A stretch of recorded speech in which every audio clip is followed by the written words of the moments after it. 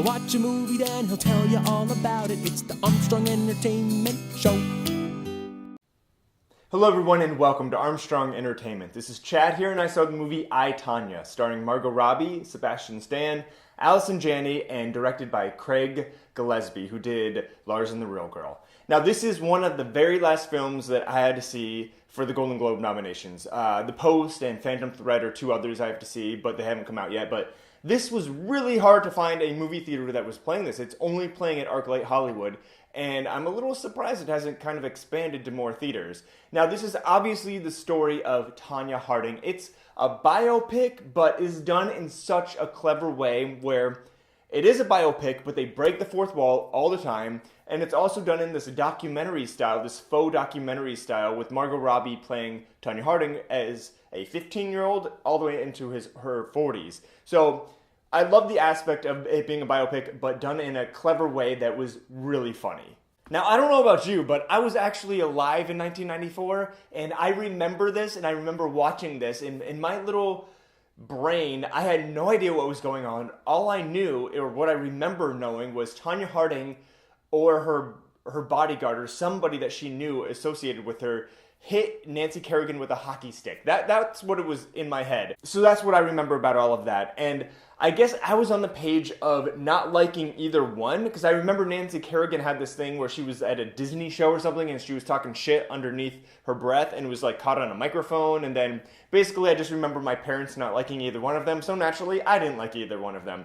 Now it was a really sad story. I had no idea where Tonya Harding came from. I didn't know she was self-proclaimed white trash. And I understand the skating world is these pristine little ice queens who are supposed to be perfect, and I like the fact that she went against the grain and like fought them, and I don't think she didn't say suck my dick to the judges in real life. She actually says this in the real Tonya Harding said she wishes she had said that, but she never went that far. But she did a lot of things that were shocking, and she stood out, and that Triple Axel. I mean, I listened to a podcast with Margot Robbie, and she was saying that still, no one is able to do a Triple Axel.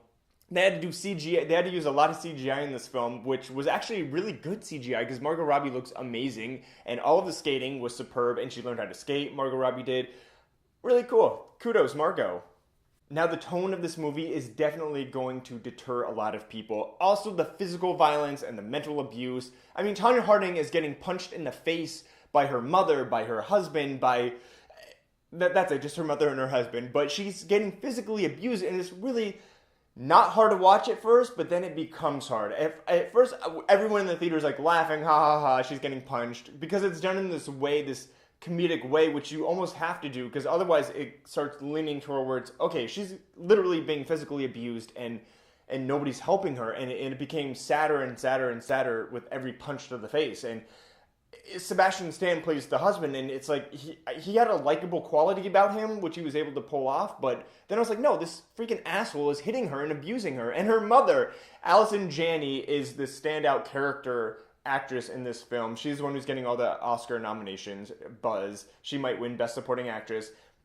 It was incredible. This character alone is hilarious. It's a real-life character. It's Tonya Harding's mother, who's batshit crazy, and Alison Janey does a superb job for it. I don't know if it's like Oscar-worthy. After seeing this, I think I'm going to have to lean towards Laurie Metcalf and Lady Bird. But I love Janey's performance, but it just doesn't feel, I know it's so stupid to say this, but it just doesn't feel like an Oscar-winning performance. There's no big scene that she has. She just, throughout, she's just the comic relief, and really, really funny and good, though. Margot Robbie was amazing. She is impressing me with every role she takes on. I know she was also a producer on this film, and I just think she's a really good actress, and obviously she's beautiful, and you can't tell how old she is. I mean, in real life, I think she's like 27, but she looks 35. But she can play 15 to 40, and I think she did an incredible job. She learned how to ice skate. She was a producer. I definitely think she deserves some sort of nomination for this. Sebastian Stan was also amazing. It's just really hard to watch him hitting Margot Robbie in the face and laughing about it. Overall, I was really entertained by this film. The first half, much more than the second half. The second half dragged a little bit for me, and I think I even may have fallen asleep for about 12 seconds. They could have trimmed a little bit off of the second half. I feel like I learned a lot about Tonya Harding and what really happened and what didn't happen. And there's no real heroes in this film.